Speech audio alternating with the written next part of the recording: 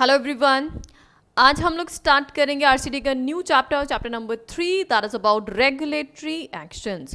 देखिए, ये जो चैप्टर हम पढ़ने जा रहे हैं रेगुलेटरी एक्शंस, यहाँ पे ये चैप्टर सिर्फ और सिर्फ एक रेस्पेक्टिव एक्ट तक नहीं लिमिटेड है।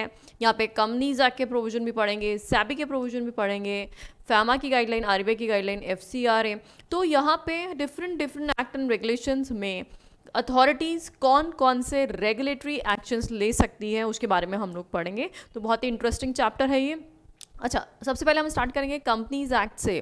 देखिए, कंपनीज एक्ट में ट्रिपल आई जो है रेगुलेटरी एक्शंस में फॉल करता है, that is inquiry, inspection, investigation.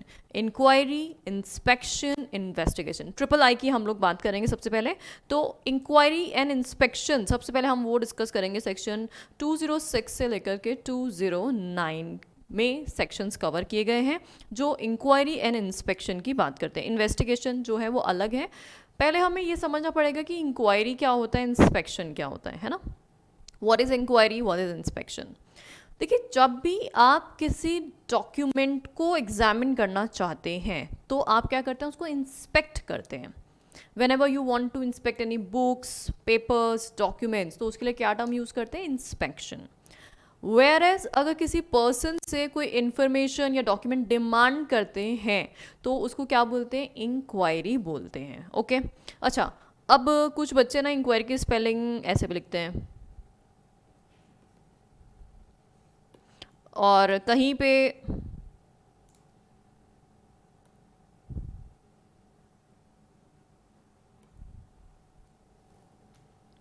तो कुछ बच्चे इंक्वायरी की स्पेलिंग ENQUIR लिखते हैं और कुछ बच्चे लिखते हैं IN। आप लोग बताएंगे ई इंक्वायरी और आई इंक्वायरी में कोई डिफरेंस है या दोनों सेम ही है? बहुत सारे बच्चों के लिए तो दोनों सेम ही है, एकदम एक ही बात है मैम। इंक्वायरी ई लिखो, आई लिखो, एक ही बात है, इट्स ओके। बट एक ही बात नहीं है, डेफिनेटली नॉट। यहाँ पे ई इंक्वायरी अगर आप यूज़ कर रहे हैं तो डेफिनेटली इट्स रॉन्ग टर्म। अगर आप ऐसा लिखते हैं तो मार्क्स कटवाएंगे अपने। यहाँ पे आई इंक्वायरी की हम बात करते हैं तो ट्रिपल आई से आपको याद रहेगा इंक्वायरी, इंस्पेक्शन, इन्वेस्टिगेशन। तो यहाँ पे गलती से भी ई इंक्वायरी मत लिखना। देखिए, अगर आप ई इंक्वायरी वाली बात करें, इसका मतलब नॉर्मली आप किसी से कोई इन्फॉर्मेशन लेना चाहते हैं। इट्स जस्ट लाइक दैट, आप किसी ऑफिस में गए हैं, वहाँ पे रिसेप्शन पे काउंटर पे आपने पूछा कि मिस्टर दिस कहाँ मिलेंगे, है ना, दैट इज़ कॉल्ड इंक्वायरी। या फिर आप रास्ते में किसी से रोक के बोल रहे हैं कि भाई साहब ये मूवी हॉल कहाँ पड़ेगा, या ये रास्ता कहाँ हम जाएंगे, ये घर कहाँ मिलेगा। तो इस टाइप की जो इन्फॉर्मेशन आप पूछते हैं ना, that is called inquiry. Whereas जब ये डिपार्टमेंटल, अब जब डिपार्टमेंट के लोग होते हैं ना, ऑफिसर्स, इंस्पेक्टर्स, वो आपको बिठा लेते हैं अपने ऑफिस में, बोले आजा भाई अब बता मुझे, इन्फॉर्मेशन निकाल, या नोटिस, बहुत प्यार भरा नोटिस भेजते हैं और फिर इन्फॉर्मेशन आपसे मंगाई जाती है, डॉक्यूमेंट्स मंगाए जाते हैं। तो वहाँ पे जो भी ये काम किया जाता है ना, उसको बोलते हैं आई इंक्वायरी। तो इसलिए गलती से भी ई इंक्वायरी मत वर्ड यूज़ करना। तो जो इंक्वायरी है वो इंक्वायरी किससे की जाती है, फ्रॉम पर्सन्स। अब देखो, आप है ना डॉक्यूमेंट से तो इंक्वायरी नहीं कर सकते ना। डॉक्यूमेंट से तो ये नहीं पूछ सकते बताओ डॉक्यूमेंट, बता सही है कि गलत है, तो ऐसा नहीं पूछ सकते। तो डॉक्यूमेंट्स को इंस्पेक्ट किया जा सकता है, तो इंस्पेक्शन ऑफ डॉक्यूमेंट्स। तो डॉक्यूमेंट्स का इंस्पेक्शन किया जाएगा और वेयर एज लोगों से क्या किया जाएगा, पूछताछ की जाएगी। तो inquiry is the term use for the persons and the inspection the term use for the documents. Got it? ये दोनों टर्म्स का मीनिंग क्लियर है। इन्वेस्टिगेशन में बाद में बताऊंगी आप लोगों को, अभी हम लोग सिर्फ इन दो टर्म्स पे ही फोकस करते हैं, इंक्वायरी एंड इंस्पेक्शन। यहाँ पे हम चार जो सेक्शंस हैं 206, 7, 8 और 9, ये चार सेक्शंस पढ़ेंगे। तो सबसे पहले 206 सेक्शन है किसके कंसर्न में, तो सेक्शन 206 जो हमारा है, this is call for information. देखिए, एक चीज़ मैं आपको क्लियर कर दूं, जो इन्फॉर्मेशन कॉल करने का राइट है that is of only ROC. सिर्फ और सिर्फ आरओसी का ही ये राइट है, आरओसी का ही ये पावर है, इसके अलावा और किसी का पावर नहीं होता है। तो यहाँ पे जो कॉल फॉर इंफॉर्मेशन है, कॉल फॉर इंफॉर्मेशन, ये power can be exercise only by ROC, by ROC. Whereas inquiry जब की जाती है, inquiry under this respective sections, तो इंक्वायरी वो आरओसी सुओमोटो भी कर सकता है, आरओसी सुओमोटो भी कर सकता है, या फिर सेंट्रल गवर्नमेंट भी ऑर्डर कर सकती है इंक्वायरी के लिए। और सीजी, तो सीजी किसको ऑर्डर कर सकती है? आरओसी को बोल सकती है कि आप इंक्वायरी बिठाइए, इंक्वायरी करिए, या फिर सीजी जो है इंस्पेक्टर भी अपॉइंट कर सकती है। आरओसी को बर्डन है बहुत ज़्यादा काम का, आरओसी के बाद टाइम अवेलेबल नहीं है, तो वहाँ पे इंस्पेक्टर भी अपॉइंट किए जा सकते हैं बाय द सीजी। तो जब भी आप इंक्वायरी की बात करते हैं तो inquiry can be done by ROC और can be ordered by central government to be done by ROC और by any inspector. Whereas जो कॉल फॉर इंफॉर्मेशन की हम बात करते हैं तो इंफॉर्मेशन डिमांड जो है वो सिर्फ और सिर्फ आरओसी ही कर सकता है, यहाँ पे इंस्पेक्टर का कोई रोल नहीं होता है। ठीक है, बहुत बारीकी से सुनना किसका क्या काम होता है और कौन से सेक्शन में किसके बारे में बात की गई है। ठीक है, देन अब 206 में कॉल फॉर इंफॉर्मेशन था, जो कौन कर रहा है? आरओसी कर रहा है। इंस्पेक्शन, उसके बेसिस पे इंस्पेक्शन अलाउ किया, इंस्पेक्शन हमें समझ में आ गया डॉक्यूमेंट्स का होता है। एंड कंडक्ट इंक्वायरी जो है, तो इंक्वायरी में दोनों हो गए, या तो आरओसी ऑर्डर कर रहा है या फिर सेंट्रल गवर्नमेंट ऑर्डर कर रही है। अगर आरओसी ऑर्डर कर रहा है तो उस केस में वो आरओसी खुद सेल्फ करेगा, और अगर सेंट्रल गवर्नमेंट ऑर्डर कर रही है तो आरओसी को बोल सकती है, या तो आरओसी को बोल सकती है सेंट्रल गवर्नमेंट, या फिर किसी इंस्पेक्टर को भी बोल सकती है सीजी। ये सीजी का पावर हो गया। ठीक है, देन उसके बाद 207, अब जब ऑर्डर्स आते हैं तो अब फाइनली कंडक्ट किया जाएगा, इंस्पेक्शन एंड इंक्वायरी कंडक्ट की जाएगी। तो किस तरह से कंडक्ट की जाएगी उसके कंसर्न में 207 जो है वो सेक्शन बोलता है। देन 208 में अब फाइनली जो भी इंस्पेक्शन वगैरह हुआ है उसकी रिपोर्ट जो है वो हम सबमिशन करेंगे, उसके बारे में सेक्शन 208 है। एंड लास्टली 209 जो है search and seizure, that means अब तो भैया आप रेड कर रहे हैं, हम बेसिकली उसकी से रेस्पेक्टिव प्लेस पे एंटर कर रहे हैं, एंटर करके वहाँ से डॉक्यूमेंट्स को सीज कर रहे हैं, अपने पोजेशन में ले रहे हैं। सर्च वर्च आपने देखा होगा बहुत सारी मूवीज़ में, इंस्पेक्टर्स जो होते हैं वो किसी रेस्पेक्टिव प्लेस पे एंटर करते हैं, एंटर करके सबको बोलते हैं अब आप एक जगह बैठ जाओ, सब कोई इंटरफेयर नहीं करेगा, और फिर जहाँ जहाँ डॉक्यूमेंट्स अवेलेबल हैं उन सारे डॉक्यूमेंट्स को निकाला जाएगा, उनको अपने कब्जे में लिया जाएगा, सीजर किया जाएगा। तो वो सब सेक्शन 209 में कवर है। तो इंक्वायरी एंड इंस्पेक्शन के कंसर्न में हम लोग ये 4 सेक्शंस पढ़ने वाले हैं। ठीक है, तो सबसे पहले हम बात करेंगे सेक्शन 206 से, power to call for information. तो 206 में क्या क्या बातें की गई हैं उसको हम एक प्रोसेस से समझेंगे, then afterwards we will read a language. Okay, तो let's start with section 206। Power to call for information, inspect books and conduct inquiries. अच्छा, पूरा प्रोसेस देखने से पहले एक बार मैं आपको क्विक रिकैप दे देती हूँ फटाफट से, ताकि आपको लैंग्वेज भी समझ में आएगी इसकी बहुत अच्छे से। देखो, सबसे पहले आरओसी को ऐसा लग रहा है, आरओसी को ऐसा लग रहा है कि कुछ कंपनी में उल्टे पुल्टे काम हो रहे हैं, कुछ गड़बड़ लग रहा है, या किसी ने आरओसी को कंप्लेंट किया है, तो आरओसी इंफॉर्मेशन कॉल कर सकती है कंपनी से या उसके ऑफिसर्स से। इवन कंपनी के पास्ट ऑफिसर्स भी लाइबल हैं। अगर मान लीजिए कोई अकाउंटेंट था, अकाउंटेंट आज से 1 साल पहले जॉब कर रहा था और अभी वो उस कंपनी में जॉब नहीं कर रहा है, और आरओसी ने 2 साल पहले के जो अकाउंट से वो डिमांड किया, उस टाइम पे वो अकाउंटेंट वहाँ पे था, तो पास्ट एम्प्लॉयज़ अपने टेन्योर के जो भी डॉक्यूमेंट्स हैं उनके लिए भी जिम्मेदार हैं। तो आप ऐसे नहीं बोल सकते अब तो मैं उस कंपनी का एम्प्लॉय नहीं हूँ, मैं तो कोई जवाब दे दूंगा नहीं, तो इट्स नॉट लाइक दैट। तो जो भी पास्ट एम्प्लॉयज़ हैं वो अपने टेन्योर के जो भी कुछ काम है, जितना भी वो दे सकते हैं, उनको कोऑपरेट करना पड़ेगा। अब देखिए, 2 बातें होती हैं, या तो कंपनी से हमें प्रॉपर इन्फॉर्मेशन मिल जाएगी या हमें कंपनी से प्रॉपर इन्फॉर्मेशन नहीं मिलेगी। सुनना ध्यान से, या तो हमें प्रॉपर इन्फॉर्मेशन मिल जाएगी या हमें प्रॉपर इन्फॉर्मेशन नहीं मिलती है। अब नहीं मिलती इसका मतलब या तो कंपनी ने कोई जवाब ही नहीं दिया है, या फिर कंपनी ने जवाब दिया है, आधा अधूरा जवाब दिया है, या फिर गलत जवाब दिया है। ठीक है, इनमें से तीनों में से कोई भी एक कॉन्सिक्वेंस हो सकता है। तो ऐसे में आरओसी वापस से डिमांड कर सकता है, दोबारा से नोटिस दे सकता है कि भाई आपने इन्फॉर्मेशन नहीं दी है, आधी अधूरी इन्फॉर्मेशन है, रेक्टिफाई करिए, है ना। अब भी अगर इन्फॉर्मेशन नहीं मिलती है तो फिर पीनल प्रोविजंस में आप फॉल करेंगे ही करेंगे। लेकिन अब आपने पूरी इन्फॉर्मेशन दे दी है आरओसी को। अभी देखिए, सिर्फ आरओसी का कॉन्सेप्ट चल रहा है, आरओसी डिमांड कर रहा है, आरओसी डिमांड कर रहा है। तो आरओसी को अब अगर फुल फ्लेजेड इन्फॉर्मेशन मिल चुकी है और उस इन्फॉर्मेशन को देख करके आरओसी को ये लगता है ये लगता है उस डॉक्यूमेंट को देख करके, वो इन्फॉर्मेशन को देख करके कि कंपनी फ्रॉडुलेंट एक्टिविटीज़ में इंडल्ज है या इन्वेस्टर्स को ध्यान नहीं दे रही है, उनके ग्रेवेंसेस को सॉर्ट आउट नहीं कर रही है, ऐसे एक्टिविटीज़ में कंपनी इंडल्ज्ड है, तो नोटिस इशू किया जाएगा, शो कॉज नोटिस, कि क्यों तुम्हारे अगेंस्ट में इंक्वायरी नहीं की जाए। अब ये जो इंक्वायरी का नोटिस है, this notice can be issued by ROC himself, या सेंट्रल गवर्नमेंट को ऐसा लगता है तो सेंट्रल गवर्नमेंट भी नोटिस इशू कर सकता है और वो आरओसी को बोल सकता है कि आप भाई यहाँ पे इंक्वायरी करिए भाई, या फिर किसी इंस्पेक्टर को भी बोल सकता है कि आप इंक्वायरी करिए। और इन सारे इंक्वायरी प्रोसेस में जो भी ऑफिसर इन डिफॉल्ट फाइंड होता है, सेक्शन 447 आपको याद आ गया होगा, हमने चैप्टर नंबर 2 में इसकी बात की थी, सेक्शन 447 की। तो यहाँ पे जो भी ऑफिसर्स है जो फ्रॉडुलेंट एक्टिविटीज़ में इंडल्ज हैं, वहाँ पे हमने सेक्शंस पढ़े थे, कहाँ कहाँ पे सेक्शन 447 का अट्रैक्शन आ रहा है, तो वहाँ पे इस सेक्शन का रेफरेंस था। मैंने आपको बोला भी था कि हम इंस्पेक्शन इन्वेस्टिगेशन चैप्टर में इसको पढ़ लेंगे, तो यहाँ पे ये रेफरेंस आ गया है। तो 447 में अट्रैक्शन आ जाता है उस ऑफिसर का, तो वो ऑफिसर जो है 447 में लाइबल माना जाएगा पीनल प्रोविजंस में, ठीक है। और साथ ही में कंपनी पे जो पीनल प्रोविजंस लगेंगे वो भी लगेंगे ही लगेंगे, ठीक है। इन जनरल समझ में आ गया। अब हम स्टेप बाय स्टेप समझते जाते हैं। तो let's see the process. Whereon scrutiny of any document filed by a company.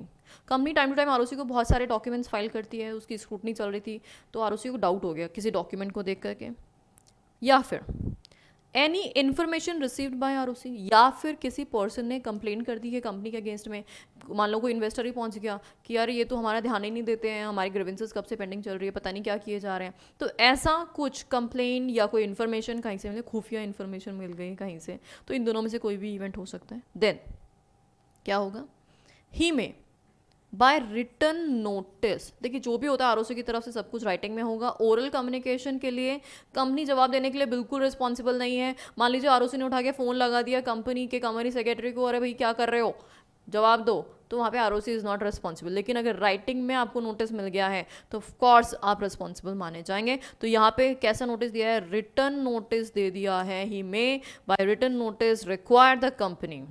अच्छा, कब कब देगा वो, registrar is the opinion that any further information or explanation or any further documents relating to the company is necessary। तो अगर ROC को ऐसा लग रहा है, आरओसी को ऐसा मतलब सर्कमस्टांसेस को, सराउंडिंग्स को देखकर कैसा लग रहा है कि जो इन्फॉर्मेशन है वो एडिक्वेट नहीं है, इनफ नहीं है, फर्दर इन्फॉर्मेशन रिक्वायर्ड है, तो उस केस में आरओसी क्या कर सकता है, रिटर्न नोटिस दे सकता है। Got it. तो यहाँ पे दो केसेस हुए। नंबर 1 क्या हुआ, एक तो स्क्रूटनी ऑफ डॉक्यूमेंट्स को देख करके, एंड नंबर 2 आरओसी के पास कोई इन्फॉर्मेशन, तो मतलब सुओ मोटो भी कर सकता है वो, या फिर ऑन एप्लीकेशन भी, ऐसा समझ लो इसको। तो स्क्रूटनी में सुओ मोटो हो गया,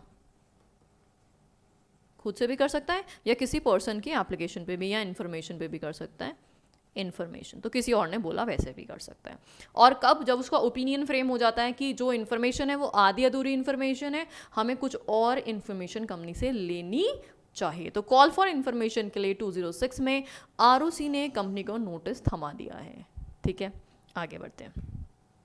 आगे की बात यह है, काय के लिए नोटिस थमा दिया है, to furnish in writing such information या एक्सप्लेनेशन, या फिर produce such documents as specified. दो बातें हैं, या तो इन्फॉर्मेशन डिमांड कर सकते हो आप, इन्फॉर्मेशन, या कोई एक्सप्लेनेशन, भाई ऑलरेडी इन्फॉर्मेशन दे रखी है उसमें बताओ ये क्या दे रखा है, उससे एक्सप्लेनेशन डिमांड हो सकते हैं, या कोई डॉक्यूमेंट प्रोड्यूस करने के लिए भी बोला जा सकता है। 3 चीज़ें याद रखना, इन्फॉर्मेशन, एक्सप्लेनेशन, डॉक्यूमेंट्स, ये तीनों में से कुछ भी डिमांड कर सकता है आरओसी। यहाँ पे अभी किसके पावर्स चल रहे हैं, आरओसी की। कॉल फॉर इन्फॉर्मेशन आरओसी, यहाँ पे गलती से भी इंस्पेक्टर वर्ड मत यूज कर लेना। ये एंटायर कॉल फॉर इन्फॉर्मेशन का एंटायर प्रोसेस किसका है, आरओसी का है। यहाँ पे सिर्फ और सिर्फ आरओसी को ही पावर्स हैं कॉल फॉर इन्फॉर्मेशन के। आगे इंक्वायरी वगैरह जो होगा वो मैंने आपको ऑलरेडी बता दिया है। चलिए फिर आगे बढ़ते हैं। अब क्या होगा, जैसे नोटिस मिला कंपनी को, तो कंपनी खुद और इसके ऑफिसर्स कंसर्न, जो भी है जिस रेस्पेक्टिव, मतलब फाइनेंस डिपार्टमेंट में गया तो फाइनेंस में जितने भी लोग हैं, या मान लीजिए इन्वेस्टर ग्रीवेंसेस में कोई डिपार्टमेंट है तो उसके जितने भी ऑफिसर्स हैं, तो जिस भी रेस्पेक्टिव डिपार्टमेंट से रिलेटेड ऑफिसर्स हैं वो सारे के सारे ऑफिसर्स यहाँ पे इंफॉर्मेशन देने के लिए बाउंड है। ओके, बाउंड है ना, बाउंड। अब देंगे कि नहीं देंगे दैट्स अ डिफरेंट थिंग, लेकिन बाउंड तो है ही। तो आगे देखो, लेकिन इफ नॉट प्रोवाइडेड, अब इन्फॉर्मेशन देने के लिए बाउंड तो थे लेकिन प्रोवाइड नहीं करी इन्फॉर्मेशन, तो अब प्रोवाइड नहीं करी उसको क्या बोलते हैं, या तो प्रोवाइड ही नहीं करे, नोटिस में पीरियड दिया था उस पीरियड में आपने भेजा ही नहीं, इन्फॉर्मेशन बताई ही नहीं आरओसी को, तो भैया आप तो इतने महान काम कर रहे हो, या तो प्रोवाइड ही नहीं की, तो भी नॉट प्रोवाइडेड माना जाएगा। नंबर 2, इनकम्प्लीट, प्रोवाइड तो की, आप ज़्यादा होशियारी कर रहे हो, आपने इनकम्प्लीट इन्फॉर्मेशन दे दी, आधी, मतलब तो ना जितना सच बताना चाहिए था उतना बता दिया, बाकी कंसील कर लिया, ऐसा किया तो भी गए काम से। Then thirdly, not fairly provided, मतलब इंफॉर्मेशन जो हमने प्रोवाइड की है ना वो झूठी इंफॉर्मेशन है, इनएक्यूरेट इंफॉर्मेशन, आप आरओसी को इतना बड़ा कांड कर रहे हो, आप इनएक्यूरेट इंफॉर्मेशन प्रोवाइड कर रहे हो आरओसी को, बाप रे बाप। ये 3 चीज़ें अगर आपने की है तो क्या माना जाएगा, इंफॉर्मेशन नॉट प्रोवाइडेड माना जाएगा। तो इसमें क्या हो सकता है, आरओसी क्या कर सकता है, या तो पेनल्टी लगा देगा, है ना, या फिर आरओसी दोबारा से डिमांड भी कर सकता है, दोबारा से भी डिमांड कर देगा, ये 2 नोटिस दे सकता है, पहली बार और दूसरी बार, और दूसरी बार में भी नहीं दिया तो फिर तो ऑप्शन ही खत्म है, फिर तो पेनल्टी लगेगी ही लगेगी। तो ROC will again demand information and document. तो आरओसी क्या करेगा, दोबारा से इन्फॉर्मेशन डिमांड कर सकता है अगर आपने इन्फॉर्मेशन प्रोवाइड नहीं की है तो। ठीक है, चलो वापस एक बार यहाँ तक याद करते हैं। खुद ने स्क्रूटनी की आरओसी ने, उसको लगा इन्फॉर्मेशन में कुछ गड़बड़ है या कहीं से बाहर से इन्फॉर्मेशन रिसीव हुई, दोनों ही केसेस में आरओसी को अगर ओपिनियन फ्रेम होता है कि यार और इन्फॉर्मेशन मिलनी चाहिए, आधी अधूरी कुछ इन्फॉर्मेशन लग रही है कंपनी की तरफ से, तो आरओसी राइटिंग में नोटिस दे रहा है कंपनी को कि आप इन्फॉर्मेशन दीजिए, एक्सप्लेनेशन दीजिए, या फिर क्या करिए, कोई डॉक्यूमेंट सबमिट करिए। अब जैसे ही नोटिस मिलेगा ना तो कंपनी और उसके ऑफिसर्स लाइबल हैं वो सब प्रोवाइड करने के लिए with in the prescribe time period. अब अगर उन्होंने नहीं दिया मतलब या तो दिया ही नहीं, या गलत दिया, या आधा अधूरा दिया, तो आरओसी क्या कर सकता है, दोबारा से उनको डिमांड कर सकता है, और फिर भी नहीं दिया, तब तो भाई साहब पेनल्टी लगेगी लगेगी। अब मान लो कंपनी को अब अकल आ गई और दोबारा नोटिस आ गया है तो उन्होंने इन्फॉर्मेशन प्रोवाइड कर दी इफ प्रोवाइडेड। अब या तो पहली बारी में प्रोवाइड कर दी थी, फर्स्ट टाइम जब डिमांड किया था, मतलब दोबारा नोटिस की नौबत ही नहीं आने दी, आपने पहली बारी में कर दिया, या फिर मतलब फर्स्ट नोटिस में, ये क्या हो गया, फर्स्ट नोटिस में ही दे दिया, और नहीं तो फिर ठीक है सेकंड नोटिस में दोगे, अल्टीमेटली दोगे तो सही, नहीं तो पेनल्टी लगवाओगे। तो या तो फर्स्ट नोटिस में आपने इन्फॉर्मेशन प्रोवाइड की, या फिर सेकंड नोटिस में इन्फॉर्मेशन, अल्टीमेटली आरओसी को आपने इन्फॉर्मेशन प्रोवाइड कर दी है। फाइनली आरओसी को जो जो इन्फॉर्मेशन चाहिए थी वो सारी की सारी इन्फॉर्मेशन प्रोवाइड कर दी गई है ट्रू एंड फेयर मैनर में। फिर उस इन्फॉर्मेशन को देख करके आरओसी को दिमाग खराब हो गया, आरओसी क्या बोल रहे हैं, on the basis of information if ROC is satisfied that business is conducted fraudulently और फॉर अनलॉफुल पर्पस। देखो आधी अधूरी इन्फॉर्मेशन के बेसिस पे तो हम कोई भी डिसीजन ले ही नहीं सकते थे, फाइनली सारी इन्फॉर्मेशन वी आर हैविंग और उनके बेसिस पे नाउ वी हैव डिसाइडेड कि कंपनी में क्या हो रखा है, अनलॉफुल या फ्रॉडुलेंट एक्टिविटी हो रही है, अनलॉफुल या फ्रॉडुलेंट एक्टिविटी हो रही है। तो क्या किया जाएगा, या तो आरओसी सेटिस्फाइड है या सीजी में डायरेक्ट रजिस्ट्रार और ऑन इंस्पेक्टर। देखो यहाँ पे क्या बोला इसने, या तो आरओसी खुद सेटिस्फाइड था आरओसी, लेकिन यहाँ पे अब सीजी का नाम भी आ गया है, तो सीजी में डायरेक्ट द रजिस्ट्रार और इंस्पेक्टर। काय के लिए डायरेक्ट कर रहा है, अब देखो call on company to furnish information and explanation and carry out inquiry। तो जैसे इंक्वायरी का नाम आ रहा है वहाँ पे सीजी का इंटरफेरेंस स्टार्ट हो गया है, तो अगर सीजी चाहे तो क्या कर सकता है, इंक्वायरी करा सकता है। लेकिन जब तक हम कॉल फॉर इन्फॉर्मेशन की बात कर रहे थे वहाँ पे इंस्पेक्टर का नामो निशान नहीं था, लेकिन जैसे इंक्वायरी कंडक्ट की बात हो रही है तो वहाँ पे सीजी इंटरफेयर करके आरओसी को भी बोल सकता है और इवन वो इंस्पेक्टर भी अपॉइंट कर सकता है कि क्या कर लीजिए यहाँ पे इंक्वायरी कंडक्ट करिए। Got it. चलो अब इंक्वायरी हुई तो क्या हुआ, इसमें every officer who is in default shall be liable under section 447, और साथ ही में यहाँ पे जो कंपनी है, कंपनी पे भी पीनल प्रोविजंस लगेंगे. Company is also liable for penalty. Got it. तो ये एक तरह से समरी हो गया हमारा पूरा एंटायर सेक्शन 206 का. तो अब आपको मोटा मोटा समझ में आ गया होगा कि इसमें क्या करना चाह रहे हैं हम. तो अब फाइनली इसकी लैंग्वेज हम लोग पढ़ लेते हैं, गो थ्रू कर लेते हैं कि लैंग्वेज में क्या क्या गिवन है. तो let's start with the language. Section 206 sub section 1. काफ़ी लैंग्वेज हम ऑलरेडी चार्ट में कवर कर चुके हैं, तो आप लोगों के लिए बहुत ईजी होगा. नहीं तो डायरेक्ट सेक्शन पढ़ोगे तो काफ़ी ऐसा लगेगा पता नहीं क्या क्या बोल दिया. Now let's start. we are on scrutiny of documents filed by the company or on information received. Break कर दूं उसको. filed by the company, तो ये तो हो गया पहला point. information received by him हो गया दूसरा point.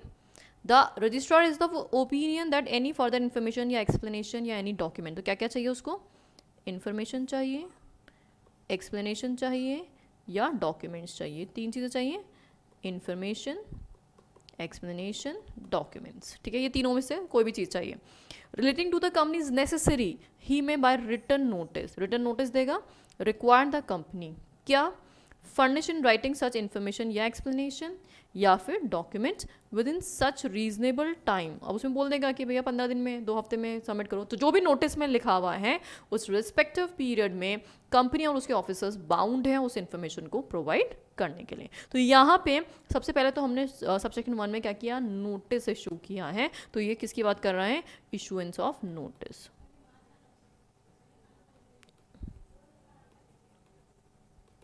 Issue of notice. Whereas subsection 2, 206 subsection 2 क्या बोलता है, अब नोटिस मिल गया ना, अब क्या करोगे, अब भागो, इन्फॉर्मेशन प्रोवाइड करो भाई, नहीं तो पेनल्टी लगेगी, फिर दोबारा से नोटिस आ जाएगा. तो यहाँ पे सबसेक्शन 2 क्या बोलता है, on receipt of notice under subsection 1. तो ऊपर वाला नोटिस मिल गया, तो ये क्या है, ड्यूटी है, duty of company and officers to respond. तो जो जैसा रिस्पॉन्स मांगा है, जैसा रिप्लाई मांगा है वैसा रिप्लाई करिए. इन्फॉर्मेशन मांगी है इन्फॉर्मेशन दीजिए, एक्सप्लेनेशन मांगा है एक्सप्लेनेशन, या डॉक्यूमेंट मांगा है तो डॉक्यूमेंट सबमिट करिए. And of its officer concern to furnish such information या explanation to the best of their knowledge and power and to produce the documents to the registrar within the time specified या extended by the registrar. Got it? तो notice गया, notice का respond करो. Provided that where such information या explanation relates to any past period, the officer who had been in employment of the company for such period, if so called upon by the registrar through a notice served on him in writing, shall also furnish such information या explanation to the best of their knowledge. तो यहाँ पे वो person भी information provide करेगा जो past employ था वो भी. Got it. तो यहाँ पे प्रेजेंट के साथ साथ पास्ट एम्प्लॉयज भी रिस्पॉन्सिबल है. तो यहाँ पे ऑफिसर कौन हो गए, प्रेजेंट एंड पास्ट बोथ. अगर पास्ट पीरियड है तो पास्ट पीरियड और प्रेजेंट तो लाइबल है ही, उसमें तो कोई शक ही नहीं है. चलिए सबसेक्शन 3 पढ़ते हैं. अब अगर कोई इन्फॉर्मेशन नहीं आई, डॉक्यूमेंट्स नहीं आया, एक्सप्लेनेशन नहीं आया तो क्या करेंगे, दोबारा से नोटिस दे देंगे.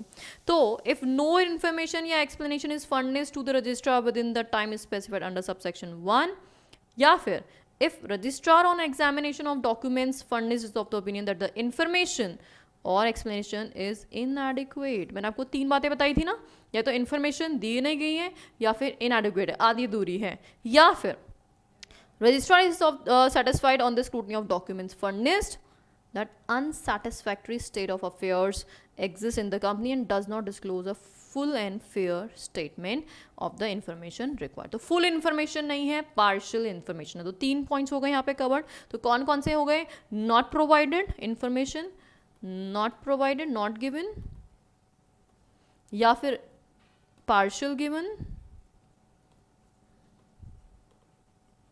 और साथ में फेयर नहीं है, इसका मतलब इनकरेक्ट है, इनकरेक्ट इन्फॉर्मेशन है. इन तीनों में से अगर कोई भी केस सबसिस्ट करता है तो he may by another written notice call on the company to produce of his inspection such further books of accounts, books, papers, and explanation as he may require at such place and such time as he may specify in the notice.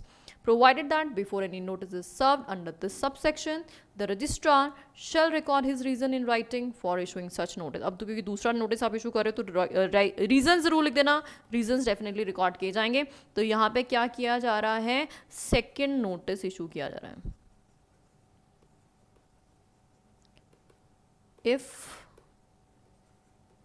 no proper response received,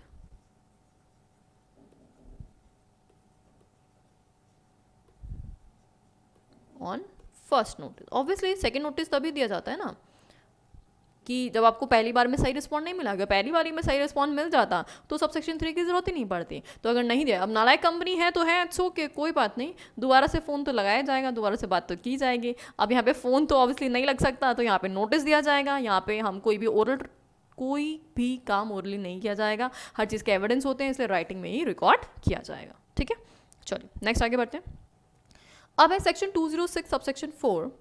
if registrar is satisfied on the basis of information available with or furnished to him या फिर on a representation made to him by any person. अब खुद के पास है, दूसरों के पास है, जैसा भी है, इन्फॉर्मेशन फाइनली मिल गई है. उस इन्फॉर्मेशन के बेसिस पे that the business of the company is being carried on, कैसा है बिजनेस, कैसे कैरिड हो रहा है, इज कैरिड ऑन फ्रॉडुलेंट और अनलॉफुल पर्पस, है ना, या फिर not in compliance with the provision, not compliance है, एक्ट का वायलेशन कर रहे हो आप, या फिर ग्रीवेंसेस जो हैं वो एड्रेस नहीं कर रहे हो आप. तो इनमें से ऐसा कोई भी अगर आप काम कर रहे हो, ऐसा लग गया है आपकी इन्फॉर्मेशन से आरओसी को, तो आरओसी में आफ्टर इन्फॉर्मिंग द कंपनी, बेटा गए तुम काम से, तुम्हारी ये इन्फॉर्मेशन थी, ये लग रहा है हमें, made against it by written order, call on the company to furnish in writing any information या explanation on matters specified in the order within such time as is specified therein and carry out such inquiry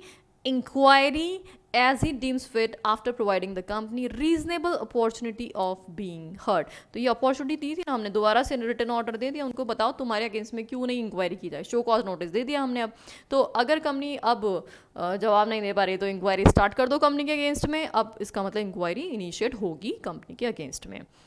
even provided that central government में, देखो अब यहाँ पे central government का CG का भी नाम आ गया है, सेंट्रल गवर्नमेंट में if satisfied that the circumstances so warrant direct the registrar or an inspector. तो यहाँ पे पहली बार इंस्पेक्टर का नाम आ गया. तो कॉल फॉर इन्फॉर्मेशन में कहीं इंस्पेक्टर नहीं था, लेकिन इंक्वायरी करते ही किसका नाम आ गया है, इंस्पेक्टर का नाम आ गया है. तो inspector appointed by it for the purpose to carry out the inquiry under this subsection. Provided further that where the business of the company has been or is being carried out for fraudulently or unlawful purpose, तो जो भी officer हैं वो section 447 के अंदर liable माने जाएंगे. Is this okay? देखो हमने प्रोसेस पढ़ी, लैंग्वेज हम पढ़ रहे हैं, तो सेक्शन के लैंग्वेज में काफ़ी कुछ लिखा हुआ है, उसको आप प्रोसीजर से याद करोगे तो बहुत आसानी से याद हो जाएगी आपको सारी एंटायर लैंग्वेज. चलिए आगे बढ़ते हैं. 206 सबसेक्शन 5 बोलता है without prejudice to the foregoing provisions of this section, central government if it is satisfied that the circumstances so warrant direct inspection, inspection के लिए बोल सकता है. तो इंस्पेक्शन किसका, बुक्स का, papers of the company by an inspector appointed by it for the purpose. तो यहाँ पे इंस्पेक्शन का ऑर्डर जो है सीजी इशू कर सकता है, मतलब देख रहा है भैया तुम्हारे डॉक्यूमेंट्स तुमने कैसे मेंटेन किए हुए हैं, क्या किया हुआ है, तो वो भी किया जा सकता है.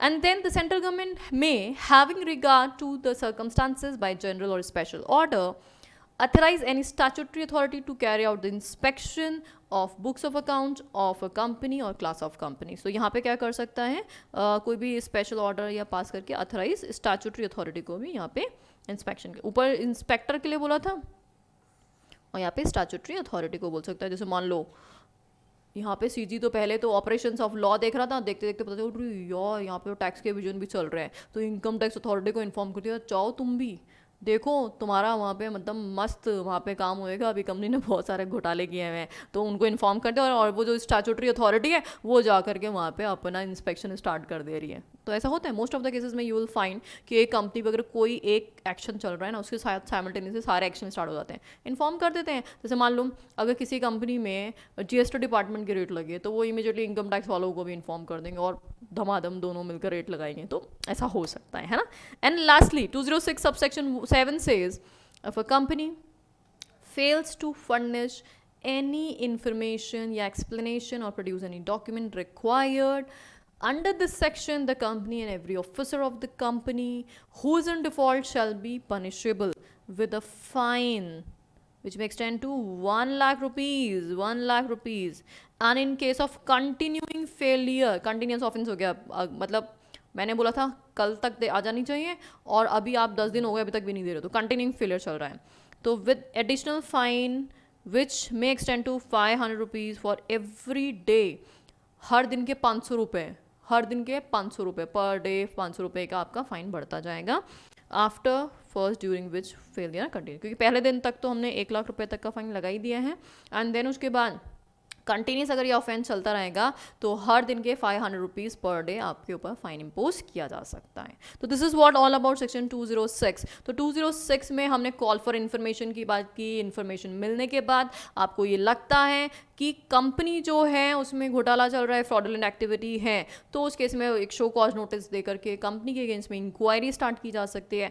सेंट्रल गवर्नमेंट इंस्पेक्शन के ऑर्डर कर सकती है, कि इंस्पेक्टर अपॉइंट कर सकती है, और साथ ही में स्टैट्यूटरी अथॉरिटीज़ को भी इंस्पेक्शन के ऑर्डर्स दे सकती है, उनको बोल सकती है देख लो तुम भी चले जाओ। तो दैट्स ऑल फॉर टुडे, आज के लिए इतना इनफ है। सेक्शन 206 के साथ हम अपनी बात यहीं खत्म करते हैं। तो नेक्स्ट क्लास में हम लोग नेक्स्ट सेक्शन से स्टार्ट करेंगे। Thank you so much.